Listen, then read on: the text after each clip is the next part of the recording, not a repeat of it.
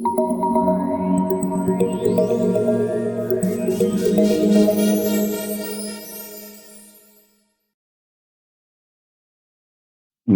salli wa sallim wa barik ala nabiyyina Muhammad wa ala alihi wa sahbihi ajma'in, amma ba'd.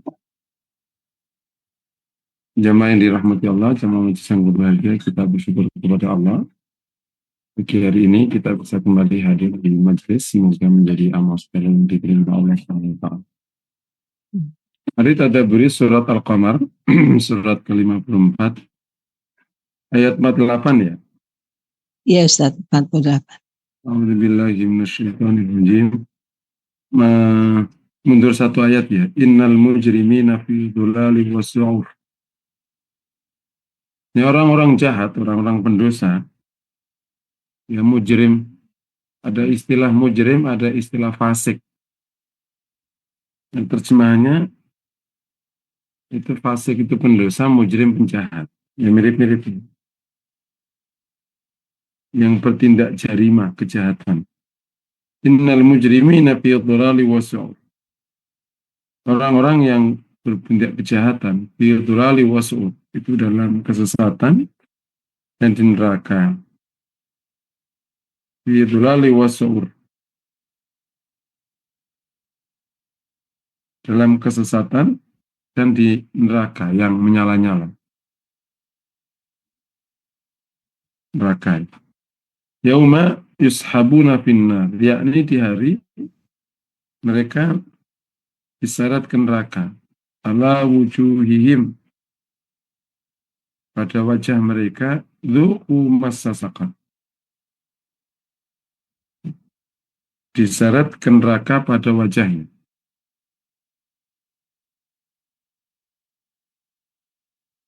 Dzuqu massa saqar. Rasakanlah setuan api neraka. Inna kulla syai'in khalaqnahu biqadar. Kami ciptakan segala sesuatu dengan ukuran.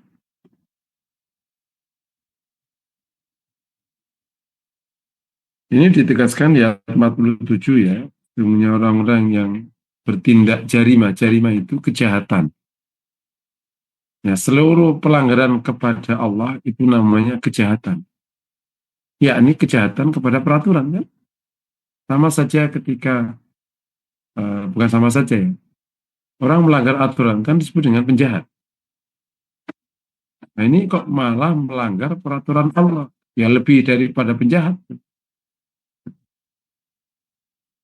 Itu sesat dan di neraka. Sesat di dunia, neraka di akhir. Memang sesat. Di semua tindakan pelanggaran kepada Allah itu bingung sendiri orang. Semua orang yang berada di jalan pelanggaran kepada Allah itu orangnya bingung sendiri. Tidak usah dibingungkan, emang bingung sendiri.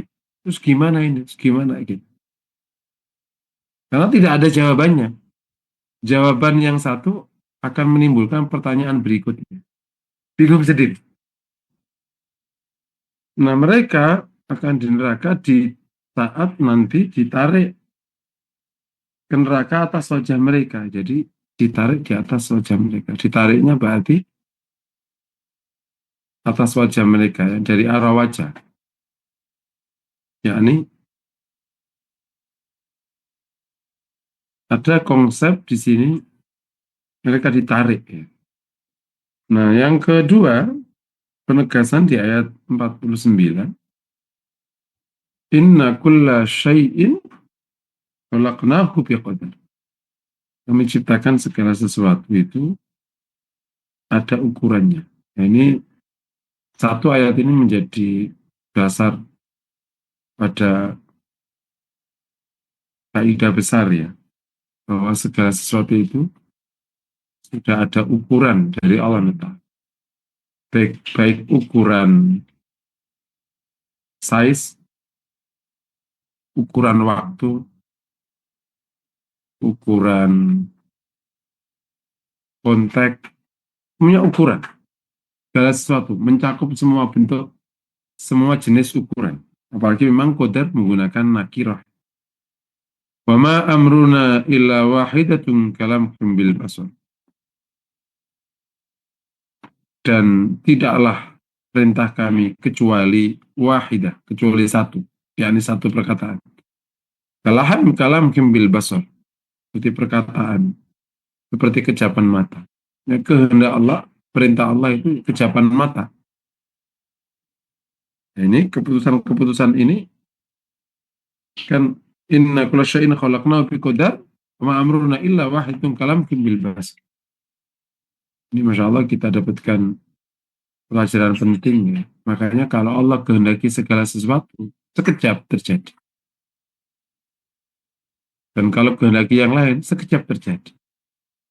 Naik turunnya orang, bahkan sesat tidaknya orang, sehat tidaknya orang. Semuanya itu kalam bil basar.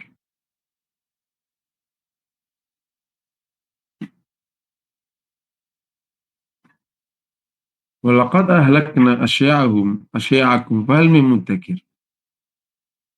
Dan sungguh kami binasakan asya'akum. Asya itu dari kata mirip kata syiah, pendukung, pengikut, gerombolan itu syiah. Asya jamaknya syiah. Asya'akum, yakni gerombolan kalian. Nah, yakni orang yang mirip kalian. Fahal min muddakir. Jadi gerombolan kalian, yakni orang yang sejenis kalian dalam kekafiran. Fahal min muddakir. Jadi Allah telah binasakan orang yang kayak gitu itu, apakah mau mengambil pelajaran? Jadi ini ayat 51 berikan pelajaran luar biasa penting bahwa orang sebelum kita dan juga bahkan juga kaum kafir dimanapun banyak yang dibinasakan oleh Allah. Nah, kita mau ngambil pelajaran apa enggak? Semoga kita ngambil pelajaran. Mungkin demikian sejenak bersama Al-Quran. Namun izin khusus pagi hari ini saya sisipkan materi tentang adab. Tadi mestinya di materinya kan memang sebagaimana urutan. Kita akan bahas akhlak menghindari, akhlak mencidrai janji. Khilaful wa'd ya. Tapi perlu saya sisipkan hal kait dengan pemahaman masalah akhlak. Beberapa kali saya sisipkan masalah implementasi cara dan metode ya. Nah, kita di kajian akhlak ini itu banyak bersinggungan dengan adab dan yang biasanya digabung. Apa sih bedanya akhlak dengan adab? Kalau terjemahannya, akhlak itu udah menjadi bahasa Indonesia ya, akhlak. Adab juga menjadi bahasa Indonesia adab. Nah, kalau konotasi ya, apa itu? Kesamaan katanya, akhlak itu karakter, adab itu etika. Nah, sumber. Nah, di sana ada yang dimaksud dengan perilaku. Perilaku itu lebih umum daripada akhlak dan etika. Yang diterjemahkan eh, kalau di Inggrisnya behavior, terjemahannya di Indonesia apa di Arabnya itu mungkin bisa mauqif, bisa af'al. Ini perbuatan-perbuatan. Nah, yang paling dominan di dalam konsep Islam itu kan akhlak, karena yang ditekankan akhlak. Sudah kita bahas di awal-awal bahasan akhlak.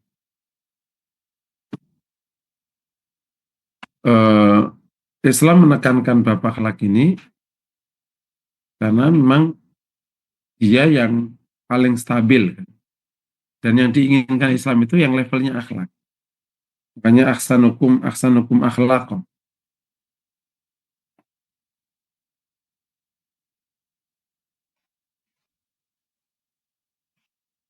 Lafi khuluqin azim. Nah, ahsin khalqana Allahumma kama ahsanta khalqana fa ahsin khuluqana. Akhlak ya.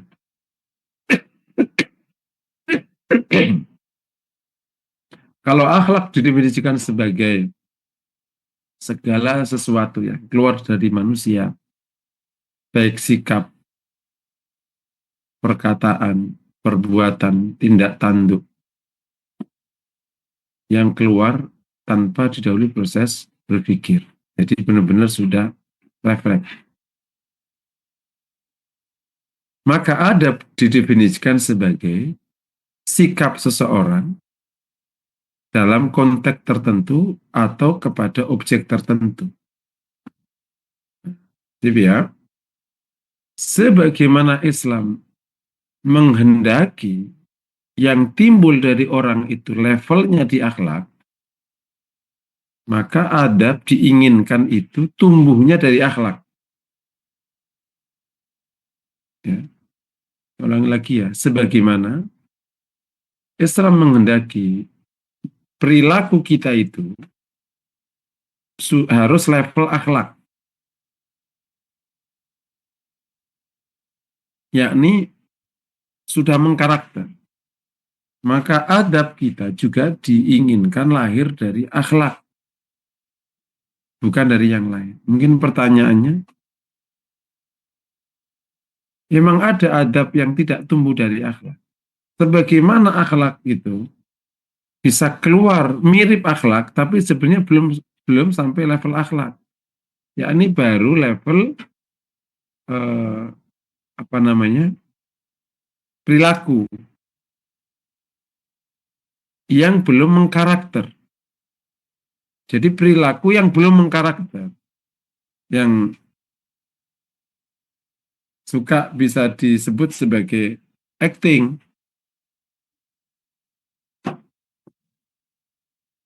Maka di dalam adab juga orang bisa beradab dengan cara acting. Hari ini ada 3 jenis senyuman yang terkenal tuh. Senyum kan termasuk bagian dari akhlak ya. Murah senyum, tabasum ya. Tapi ada yang namanya senyum karir, senyum karakter, baru ada terakhir senyum sinis ya. Senyum karir itu dilakukan oleh banyak profesional sebagai bentuk strategi dia untuk mencapai karir. Bisa jadi senyum karir ini tidak keluar dari hati yang paling dalam dan tidak tulus. Tapi di pergaulan udah cukup untuk memberikan kontribusi karir. Itu namanya senyum karir. Senyum diinginkan oleh Islam itu senyum tulus. Memang dia murah senyum. Demikian juga adab. Yang diinginkan oleh Islam, adab yang keluar dari akhlak. Jadi makanya akhlak ketika dikontekkan, makanya jadi adab. Iya. Nah, dalam bahasan kajian akhlak kita itu, ada masuk akhlak dan sekaligus juga ada. Beberapa waktu yang lalu kan kita bahas adab. Ya, adab ini luas sekali cakupannya. Karena dia berada dalam konteks. Nah, dalam Islam ada beberapa yang mendapatkan perhatian secara khusus ya. Eh, apa? Kepada siapa kita beradab? Maka pertama kali kita dapati ada adab kepada Allah. Adab kepada Allah terkadang digunakan istilah akhlak kepada Allah. Tapi di ilmu tazkiyatun nafas memang digunakan istilah adab kepada Allah. Karena bukan lagi kajian berdiri sendiri, karena sudah ada kepadanya.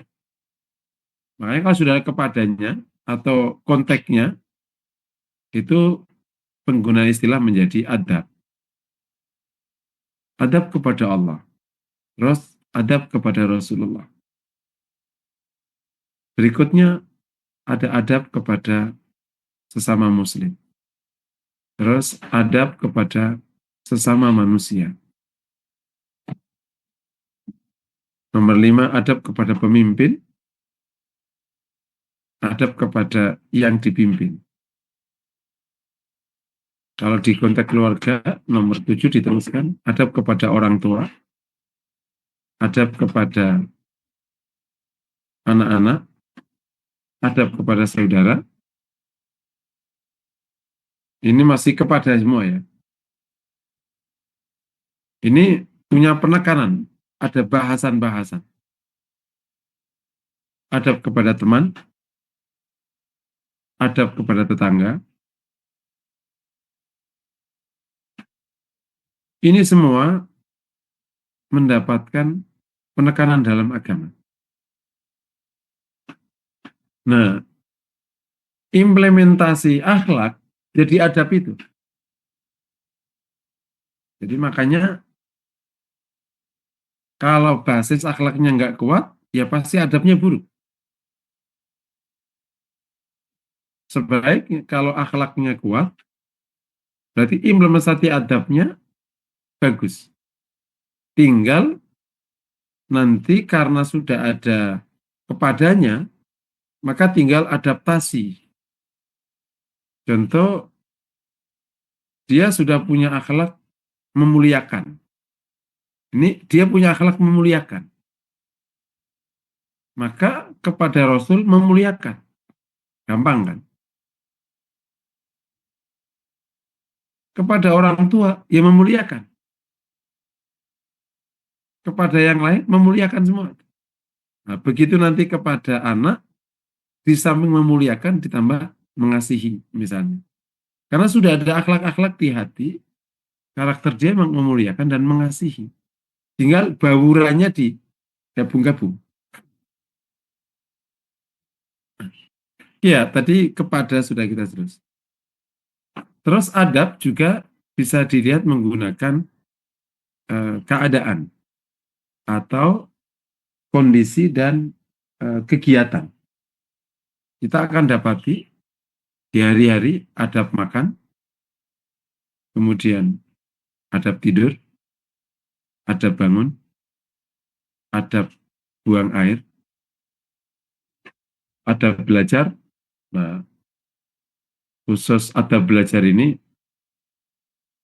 para imam itu punya penekanan. Bab besar namanya adab thalab, adab belajar. Adab mengajar, makanya ada kitab ta'lim, ta'limul muta'alim itu adab belajar. Terus ada adab mengajar, itu adabul mu'alim, itu di Ihya disebut.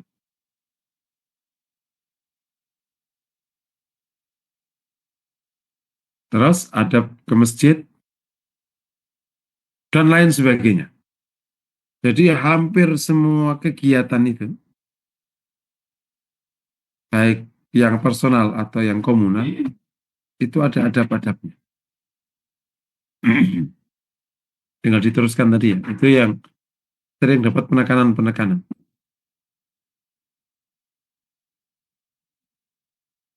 Nah,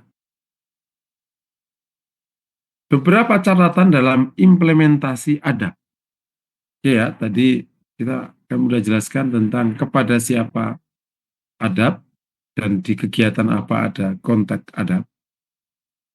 Ada beberapa catatan di dalam mengimplementasi adab. Ya. Yang pertama, diharapkan dalam implementasi adab itu tumbuh dari akhlak. Ya, sebagaimana sudah kami berikan pengantar ya. Bukan tumbuh dari kepentingan. Yakni memang ketika dia memuliakan atau ketika dia menyayangi atau tadi ketika dia baca bismillah kalau di konteks adab makan, ketika dia atau apa tadi, ada mengaji, ada apa semua, itu semua tumbuh dari akhlak. Jadi harus sudah punya basis akhlak. Nah, kalau kita kembali ke basis akhlak, berarti kembali ke metode penumbuh kembangan akhlak.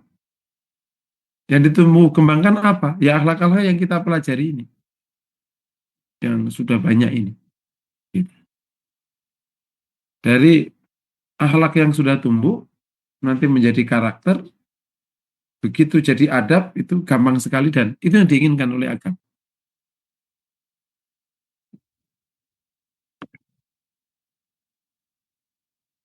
Itu pertama ya. Nah, apalagi adab kepada Allah, oh, itu sama sekali tidak pernah boleh berakting. Karena Allah tahu yang terjadi. Adab kepada Allah itu paling harus dijaga betul ketulusannya. Karena Allah tahu yang terjadi. Pura-pura khusyuk nggak berlaku. Masa ada orang pura-pura khusyuk?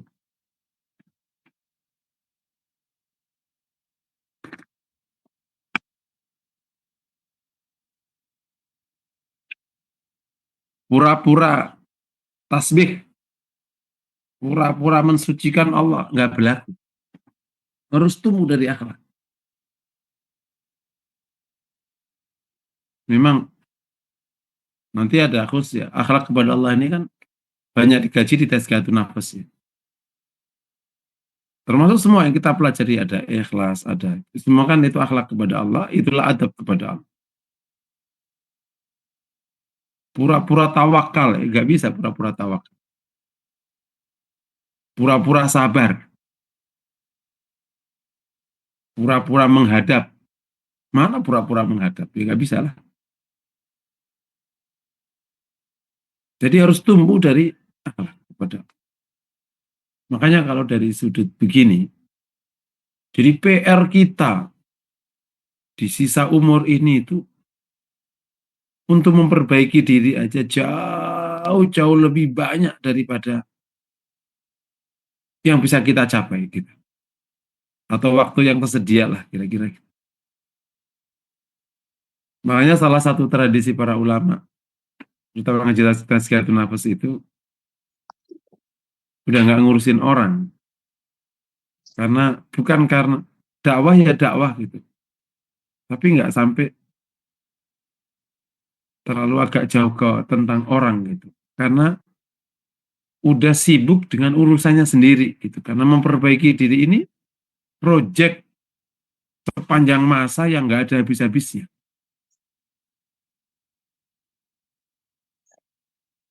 Gitu. Ya, itu catatan pertama. Catatan kedua, waktu implementasi, maka adab kita akan mengikuti panduan agama di setiap adab, baik kepada siapa atau pada kegiatan apa. Pada masing-masing tadi yang kita hadapi atau kegiatan apa tadi, itu agama sudah punya panduan khususnya. Tadi ya, adab makan, ada panduannya, adab ini sudah ada panduannya masing-masing.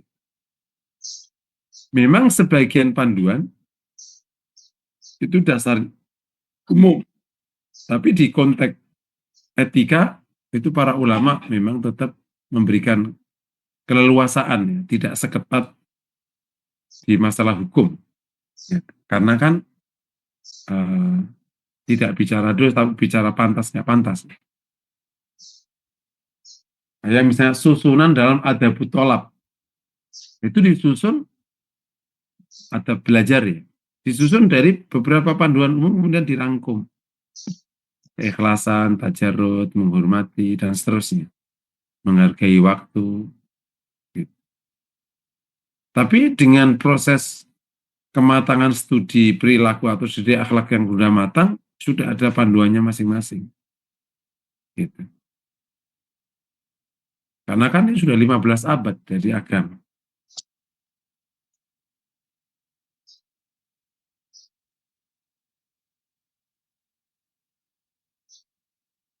Jadi bisa jadi pada adab itu ada bauran dari sekian akhlak.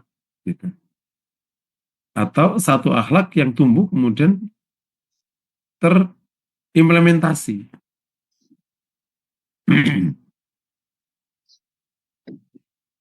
Nomor 3 catatannya. Adab terkadang bicara agak teknis keperbuatan. Kalau kita bicara menghormati, memuliakan, itu kan sikap mental, memuliakan.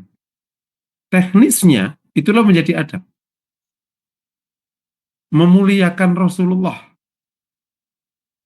Maka ada sekian teknis.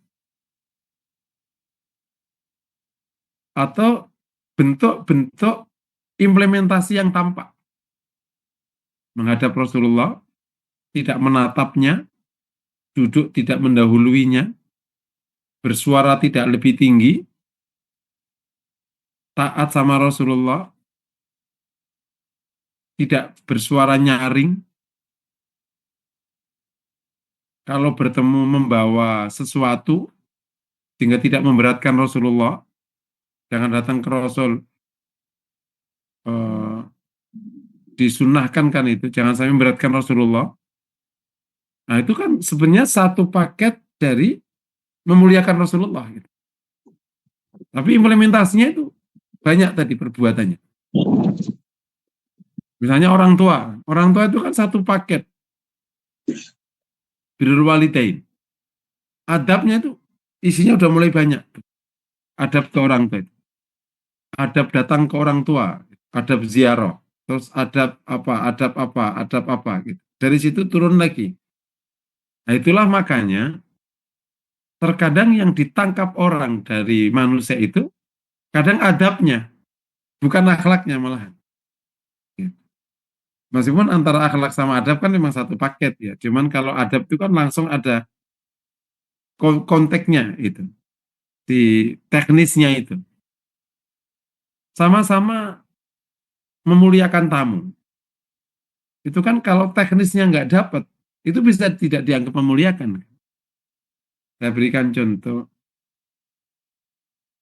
ketika menyodorkan minuman, itu saya dapati beberapa penghuni rumah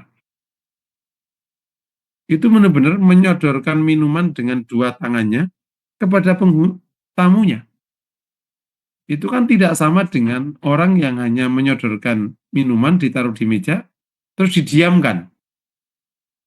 Kan beda. Itu sama-sama memuliakan. Tapi yang tadi terasa sangat memuliakan. Ini namanya implementasi akhlak ke adab itu akhirnya merujuk kepada hal teknis. Jadi ya, makanya kajiannya akhirnya memang lebih detail kalau di adab itu. Sudah banyak tata caranya. Sebagaimana ada tata cara implementasi hukum, ada tata cara implementasi akhlak dan adab. Nomor 4 catatannya, jika secara teknis atau secara perbuatan tidak ada panduan khusus dari agama, maka bisa merujuk kepada adat istiadat atau kebiasaan, atau merujuk kepada akal, dalam arti logika. Sebaiknya begini. Rujukan pertama kalau dalam adab memang akhirnya adat istiadat. Contoh yang paling gampang dipahami, itu adab memuliakan tamu. Adab menerima tamu ya. Adab memuliakan tamu. Menerima tamu ini kan ada adabnya. Salah satu adabnya itu menyambut. Nah, menyambut ini, di mana menyambutnya? Apakah di pintu depan itu atau di pintu gerbang? Agama tidak memberikan ketentuan, tapi intinya memuliakan. Maka adat istiadat berlaku di daerah itu gimana adat istiadatnya? Cukup di pintu atau harus di pintu gerbang? Atau di pintu itu kadar minimal, di pintu gerbang itu kadar tambahan, misalnya gitu. Termasuk makanan apa yang disodorkan? Cukup air putih per kue, intinya ada makan tuh, atau makan besar. Orang Betawi, yang Betawi asli ya, masih Betawi bener, itu makan besar, gitu. Nah ini semua akhirnya tunduk kepada adat-adat istiadat, karena satu naungan. Gitu. Contoh yang gampang juga dipahami, supaya di mana adat istiadat bisa masuk. Namanya adab kepada suami, atau adab ke istri. Adab ke suami, misalnya kan ada memuliakan, bertindak ma'ruf, dan seterusnya ya. Nah, manggilnya gimana? Agama memberikan contoh adanya di Rasul, di mana istri Rasulullah memanggil Rasulullah ya Rasulullah. Gak ada panggilan namanya, kan nggak boleh dipanggil. Nah, untuk suami selain Rasul gimana? Jadilah bahasan. Boleh nggak dipanggil namanya? Atau sebaiknya menggunakan Aba Muhammad jadi Bapak Fulan atau Abi Fulan kalau zaman dulu Bapak siapa gitu. Atau dipanggil Mas, dipanggil Abang. Itu semua kembali ke adat istiadat. Mana yang dianggap mewakili kata memuliakan dan ma'ruf. Sama dengan case menafkahi. Itu teknisnya gimana teknisnya? Itu semua tergantung adat. Kalau adat istiadat juga longgar tergantung kesepakatan. Nah, itu semua diatur. Sehingga nanti tidak terjadi kesalahpahaman. Makanya kalau sampai ke level kayak gini, kita bersyukur pada Allah SWT. Dibimbing dengan agama yang Masya Allah. Gitu. Sehingga kalau secara ideologi hukum dan adab ini masuk, maka di konteks yang paling krusial, itu akan terbimbing dengan sangat baik. Di kepemimpinan misalnya, di bisnis, di apa, terbimbing. Otomatis. Pasti kan nanti ada berbisnis, ada berpolitik, ada pemimpin, ada dipimpin, ada rapat, ada apa semua.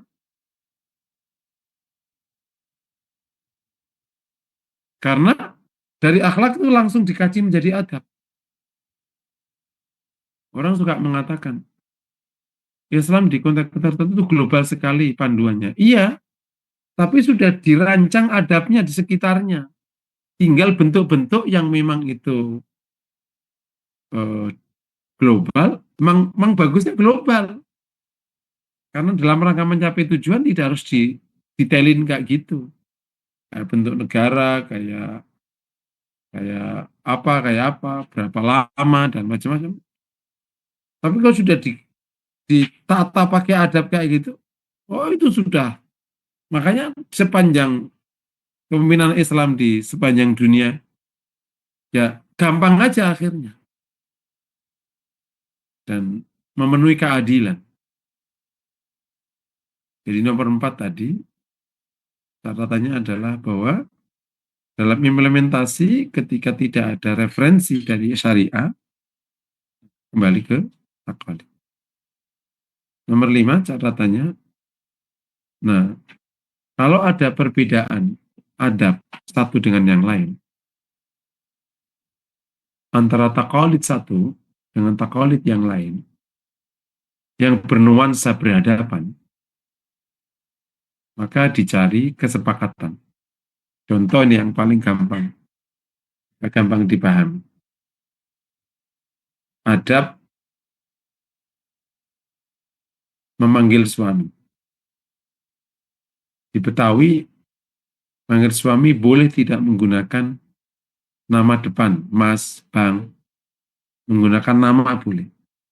Bagi orang Jawa, itu tidak beradab. Loh, bayangan, yang ini masih dianggap beradab, ini tidak beradab.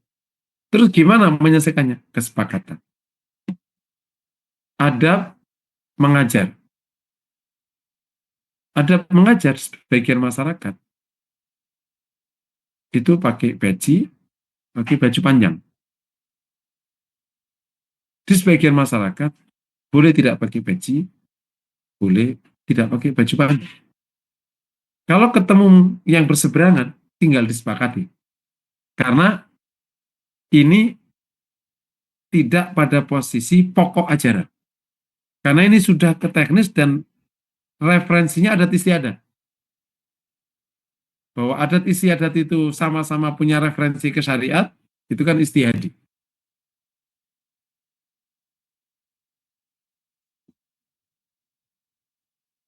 Sama dengan contohnya, ada bertamu. Ada bertamu itu, ada ngasih tahu duluan. Ngasih tahu itu kan ada macam-macam. Ada yang WA dulu, atau ketuk pintu. Ketuk pintu itu apa? Kok ketemu itu? Salam dan istiadat itu. Zaman dulu kan, ya masuk itu minta izin sebelum masuk pintu gerbang. Sekarang WA misalnya. Nah, kalau ada orang datang tanpa WA hari ini, dianggap belum ngasih tahu, belum isti'dzan, sementara bagi yang datang, aku sudah isti'dzan, karena beda kebiasaan. Lanjut sebentar ya. Iya, baik Ustaz. Jadi yang kelima tadi, jika ada adat istiadat itu berbeda pandangan, berbeda situasi rasa, maka harus disepakati. Dan pada masing-masing pihak tidak pada posisi lebih unggul daripada yang lain. Karena apa? Karena kalau sudah kembali ke adat istiadat, maka itu posisinya sama. Kalau syariat, baru syariatnya yang didahulukan.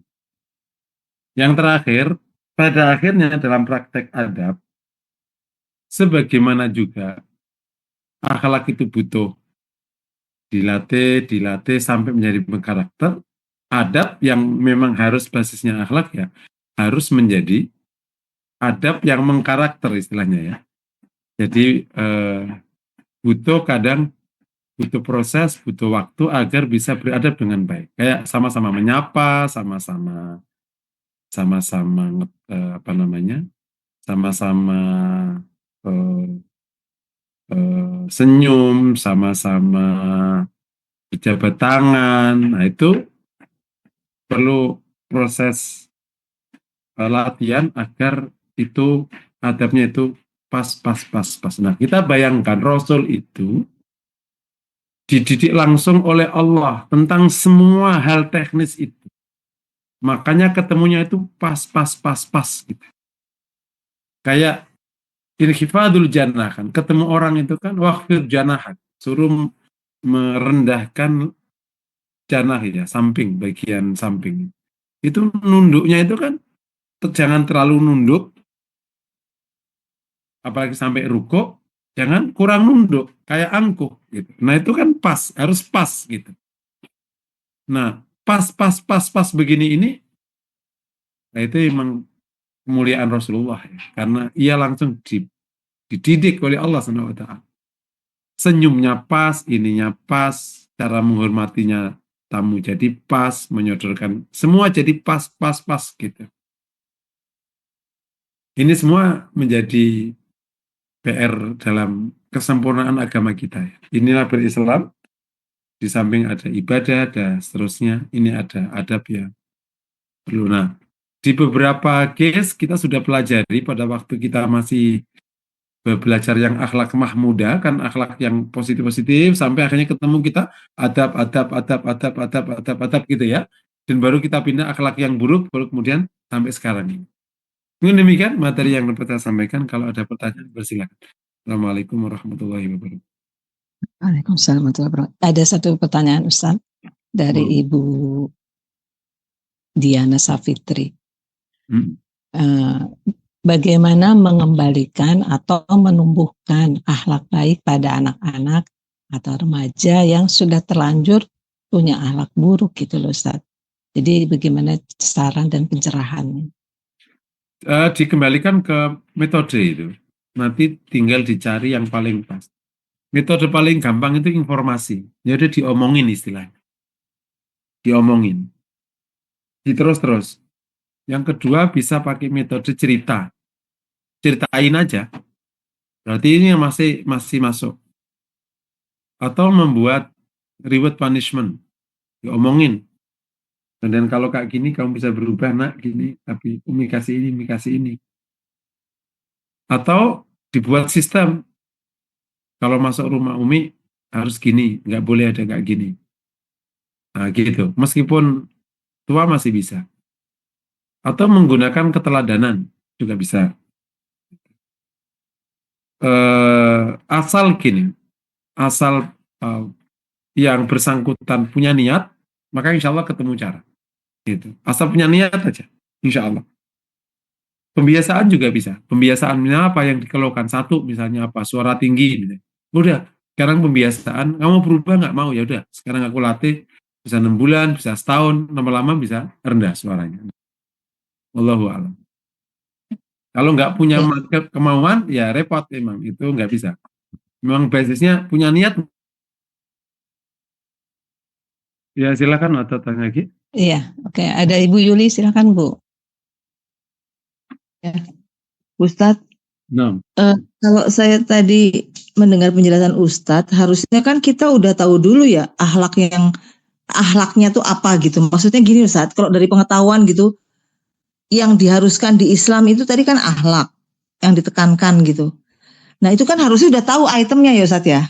yeah, yeah. Itemnya apalah katakanlah kalau saya bilang kayak bola ya gelondongan bolanya itu udah tahu gitu loh Ustadz. Ini gitu kan unsurnya Yeah. apa itu. Nah kenyataannya kan kita boro-boro belajar itu ya Ustadz ya. Sementara yang kayak fikih, yang kayak apa namanya tauhid aja acak adul itu Ustadz ya. Maaf Oh, ya yeah. Ustadz. Kan gitu kan. Kenyataannya begitulah di lapangannya begitu Ustadz. Nggak tersentuh lah yang itu. Sehingga akhlak itu lebih dari pembiasaan yang dia lihat. Akhirnya jadi mulainya dari ujung sana Ustadz, ngerti nggak? Yang tadi kan Ustadz mintanya itu bonggolannya utamanya tahu, sehingga nanti kalau diterapkan ke orang apa gitu Ustadz ya. Kayak tadi Ustadz memuliakan ke Nabi, memuliakannya seperti ini. Kalau ke orang tua apa, terus ke anak apa gitu kan Ustadz ya. Jadi Ya, memuliakan nggak tahu. Tapi kan kita kan nggak tahu itu Ustadz. Di lapangan kan cuma, oh kalau sama orang tua harus begini kan gitu aja Ustadz. Sehingga itu sebetulnya yang didapat dari itu kan sebetulnya kompromi. Kompromi bahkan mungkin bisa bertentangan sama agama. Karena yang kita lihat kebiasaan-kebiasaan gitu loh Ustadz. Nah, itu gimana penyelesaiannya Ustadz? Kita belajar dulu yang itu yang gede dulu itu gimana? Sementara dari kecil katakanlah kita dapat yang ini ya, kamu harus begini. Itu kan membangun itu untuk supaya kuat gitu Ustadz ya. Kalau tadi kan udah duluan dong yang itu sehingga apa namanya sudah kuat gitu loh saat waktu implementasi kan gampang. Itu gimana Ustaz? Ujung sama itunya. nah, kalau kita ngaji agamanya itu memang urut dan lengkap, itu jadi enak memang. Kan awalnya dari tauhid kan, iman kan. Nah, kalau dari iman, terus nanti tazkiyatun nafas kan, dari iman kan paling bawah tuh. Tazkiyatun nafas itu kan sikap mental kan, kan banyak bakasan tazkiyatun nafas yang berhubungan sama iman kan, kayak tawakal, kayak apa. Terus naik tuh menjadi akhlak. Baru ke hukum kan, kalau kayak gitu kan. Nah, akhlak itu nyampingnya menjadi adab kan. Sehingga waktu itu praktek ya kena. Nah, karena kita memang beragamanya kan seketemunya itu, di tauhid juga seketemunya. Ya jawabannya ya semoga Allah maafkan dan Allah sempurnakan proses seketemunya ini. Gitu. Tapi minimal kan di majelis kita ini sudah kita urutkan sedemikian baik. Semoga ini membantu. Khusus kajian akhlak kita kan sudah sudah cukup ya. Ini kan sudah pertemuan ke-100 sekian kan. Nah, ini berharap itu menjadi modal kita untuk beradab dengan lebih baik. Kita juga udah bahas masalah adab kan, tinggal nanti yang belum ya disesuaikan gitu. Nah, di lapangan memang seketemunya, contoh case mencuci kaki orang tua, itu menarik tuh. Jadi ada keluarga itu yang justru kalau hari-hari itu kalau manggil mamanya keras. Tapi kalau Idul Fitri, itu nyuci kaki orang tuanya. Itu kan istilahnya itu kontradiktif gitu. Satu sisi tidak memuliakan, satu sisi berlebihan. Gitu. Kan implementasi memuliakan orang tua, apa sampai mencuci kaki orang tua? Itu apa itu referensinya? Karena agak sedikit kuring-kuring gitu. Sama dengan kejadian banyak orang, anak yang sepanjang tahun mengabaikan orang tuanya, begitu datang, dia sujud ke ibunya. Sujud. Gitu. Bukan sekedar cium tangan, tapi sujud. Ini kan yang satu menghinakan, yang satu berlebihan kan. Nah, ini lebih karena inputnya itu dulu seketemunya. Ya, yang ada tidak ada akhlak pokoknya dulu, kemudian baru implementasinya dijalankan, yang tidak ada diambil dari adat istiadat. Ya akhirnya ketemunya gitu Bu. Ya makanya kalau sekarang kalau ternyata memang ada diperbaiki aja, sambil pokok-pokoknya dipelajari. Gitu istilahnya sekarang ya. Kalau ibarat mobil sudah berjalan, ya yang nggak bagus-bagus ya tinggal diperbaiki aja terus gitu. Sambil terus dinikmati perjalanan mobilnya ini. Karena penyusunnya dulu kan nggak tahu kok bisa ada mobil gini, nyusunnya gimana kok jadi begini gitu. Wallahu a'lam. Ya,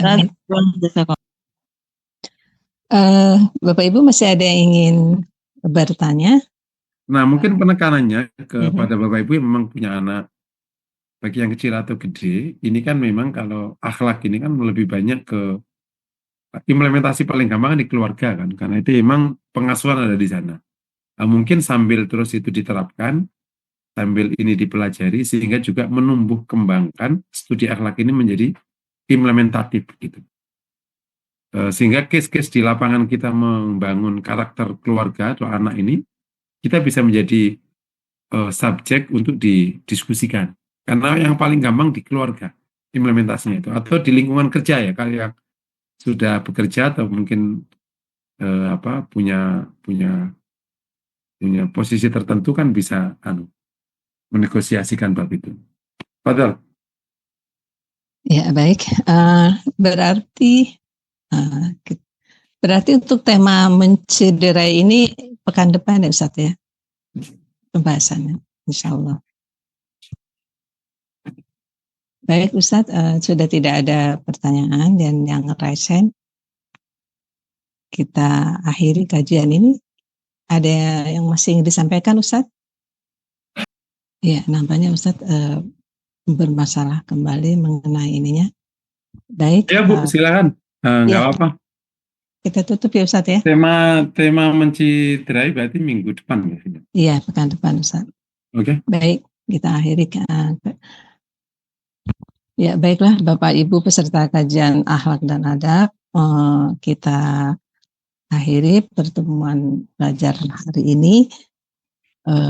Mari sama-sama kita membaca doa kafaratul majelis. Subhanakallahumma wa bihamdika asyhadu an la ilaha illa anta astaghfiruka wa atubu ilaik. Kami yang bertugas atas nama seluruh pengurus. Wassalamualaikum warahmatullahi wabarakatuh. Waalaikumsalam. Waalaikumsalam warahmatullahi wabarakatuh. Terima kasih Pak Ustadz. Sehat selalu Pak Ustadz. Yes. Amin. Terima kasih Pak.